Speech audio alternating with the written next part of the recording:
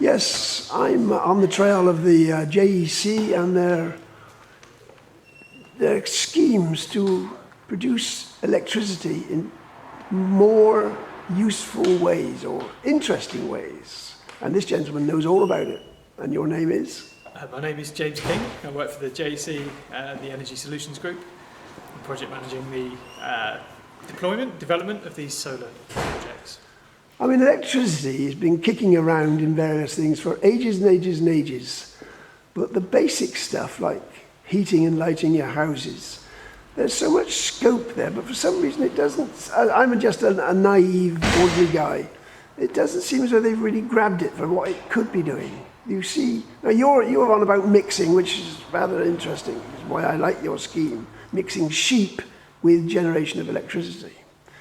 Now, you've done, your colleague over there is just telling me he's been involved in schemes that do work. They have exactly this. Can it work in Jersey? I mean, Jersey's a funny place.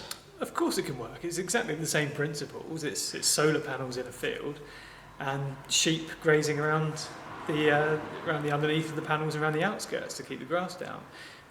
It's been done in the UK, it's been done across the continent. All we're doing is moving into solar because it's now viable in Jersey. Previously it's not been viable because it's taken up too much space, it's been too expensive to do. Solar panels have been consistently coming down in price since about 2010 and improving in output, and we're now at a point where we can put a lot more solar panels into a smaller area of land at a time when it's commercially viable and there's a need for solar. I interviewed a colleague of yours, and of course it was a similar piece of land. It wasn't quite so exposed as the one you're looking at now at Sorel. But it's interesting because it's land, immediately people think it's agricultural land. Well, all land has an agricultural use if you can find the right crop to put on it. Or now, sheep will seem, or they look more like goats because you're on about these six-horned sheep, aren't they? The ones from the Isle of Man, that's what you're talking about initially for this scheme. So they'll eat anything, I think. They'll probably eat your solar panels as well. But there's a certain logic to it, isn't there? I mean, that is a farm use, an agricultural use. That land will stay in. I see PR-wise it's very good, but it is a genuine farm use of keeping a sheep or chickens we talked about before. Mm-hmm. Is that any less likely, or is that still the scheme? That is still it, is it? That's still the scheme, yeah. We're not planning on taking the land out of agricultural use. It is agricultural land, but it's poor, this particular site at Sorel, it's poor quality agricultural land. It's very hard growing conditions. The soil is thinner than in the interior plateau. Right. It's climatic conditions it's a windswept, colder site. So the growers are looking for the warm sites. Right. The coatees are generally on the south coast or facing the sea, where they get the warming sun. And this site is much more exposed. It's not good growing land, and it's a harder existence. The larger agricultural bodies won't farm this land because the field areas are too small.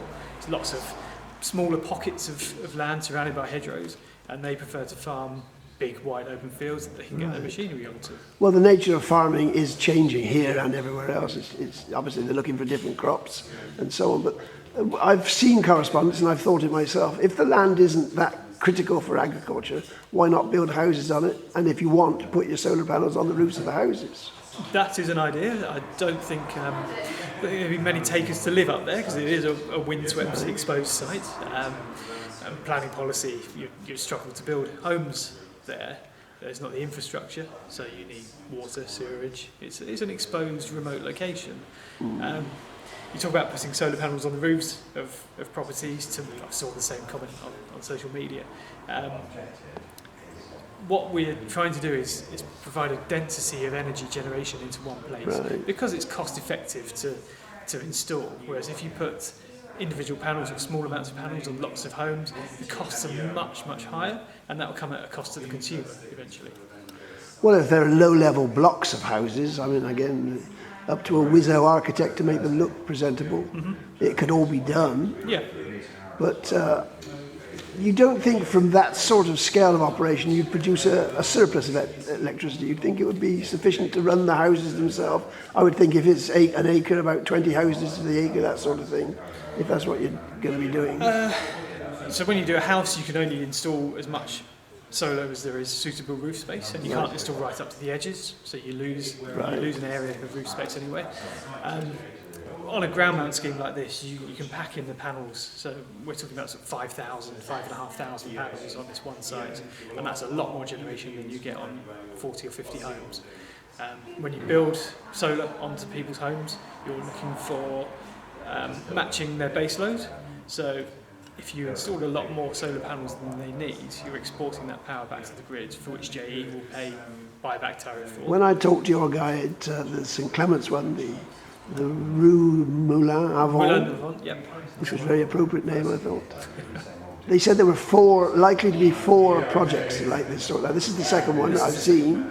Whereabouts? So the other ones have got to this stage yet, have they? No, we're not at that stage yet. So we're still talking to landowners. We've been to around 50 or 60 sites now, physically been to those sites and walked around the edges.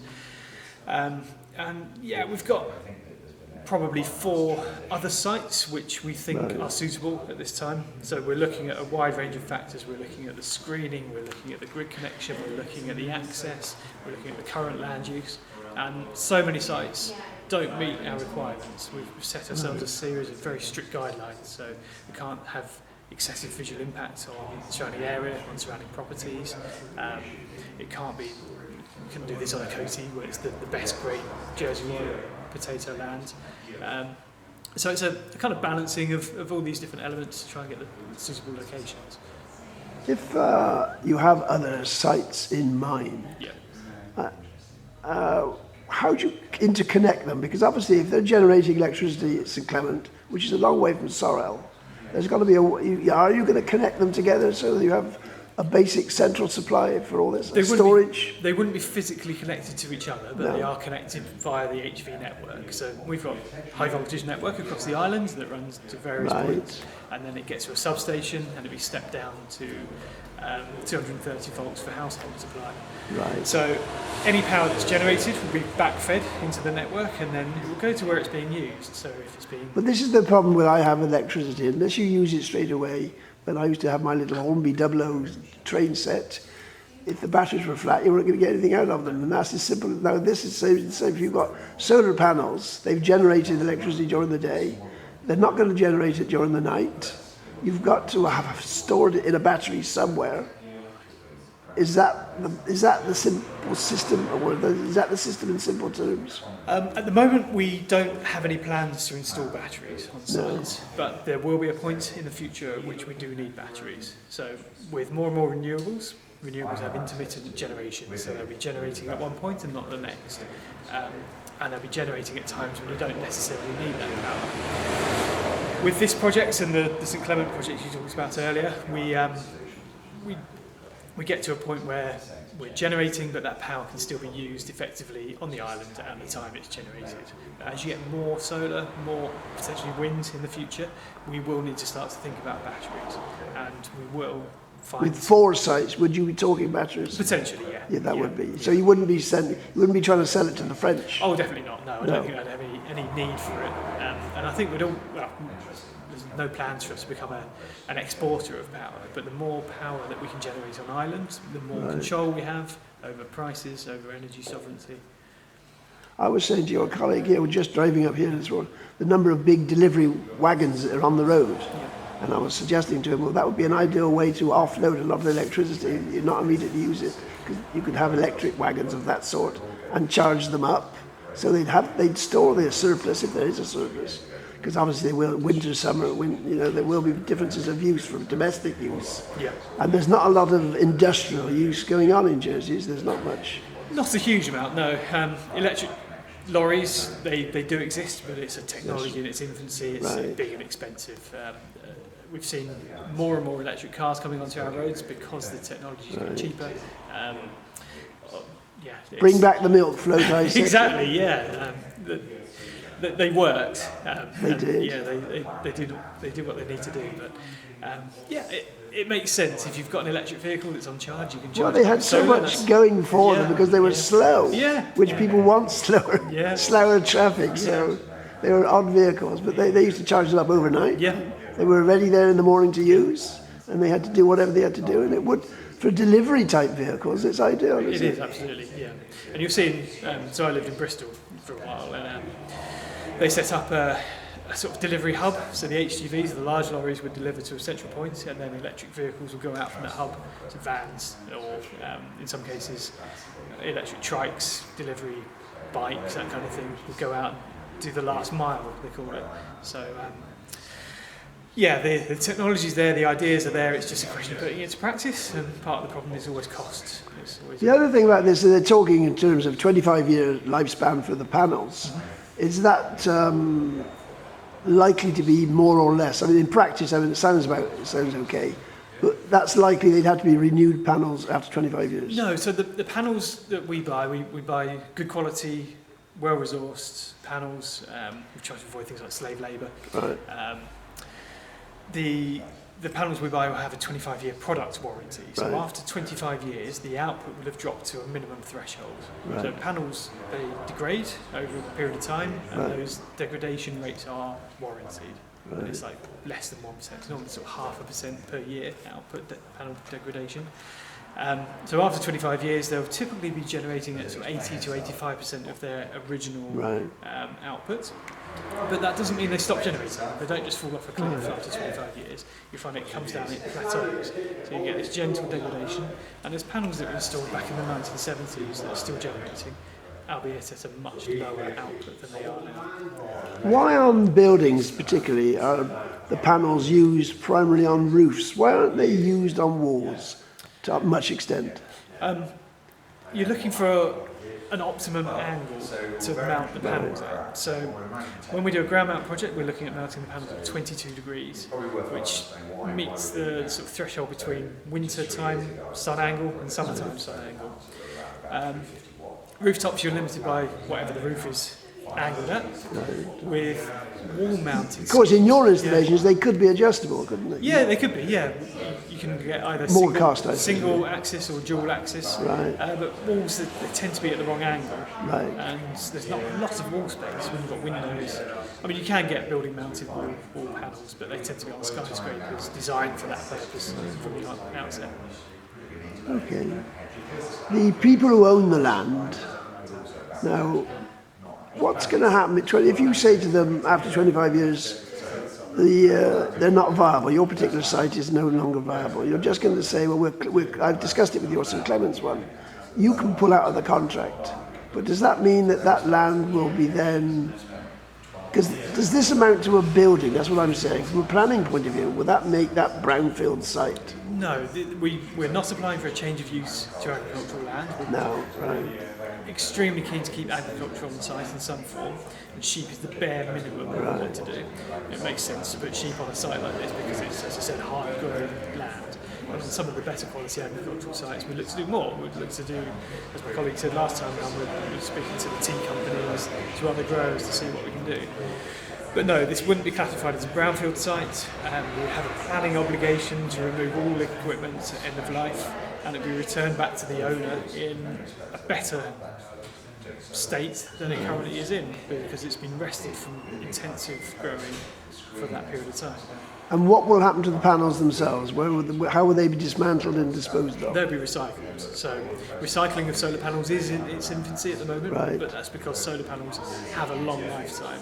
So the feed-in tariff started in 2012 in the UK. That was the real sort of boom for solar in the UK, and we're sort of following on the back of that.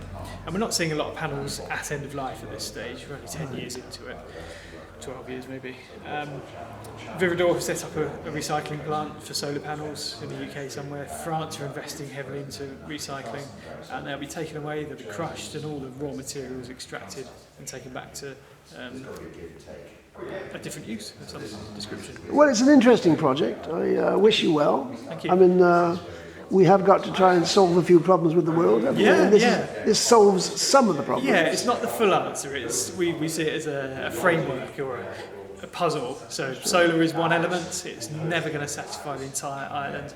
We're not looking to cover all agricultural land. We're looking to take way less than 1% of all agricultural land is our sort of total ambition for solar. And it becomes part of the energy mix. So solar, wind, potentially tidal in the future, our backup generators at La Colette and the interconnectors from France, they all play a part. Okay, that's very interesting. Thanks so much indeed. Cool, thank you. Well, this is the display material for the next JEC project. And it's basically the same as the one at St Clement. The panels, which are what was revolutionary 20 years ago, is just every day now, isn't it? They're on simple little structures. They have to be a reasonably predictable angle, 22 degrees to over. And there's a certain amount of plant that goes with them, inverters, transformers. You want to keep people out of the site, don't want them wrecking anything, a bit of a fence. And you've got sheep, you have to keep the sheep in the site.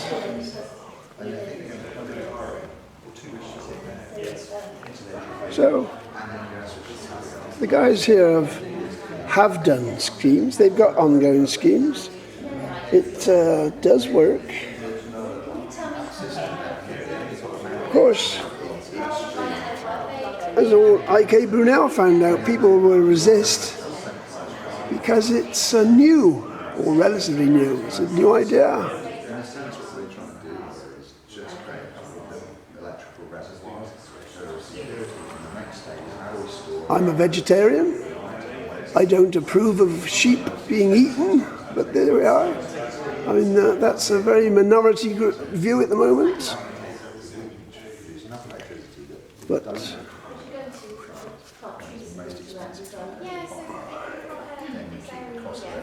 I eat my chicken's eggs. I have my boiled egg for breakfast. So it's all degrees, isn't it? It's all different aspects.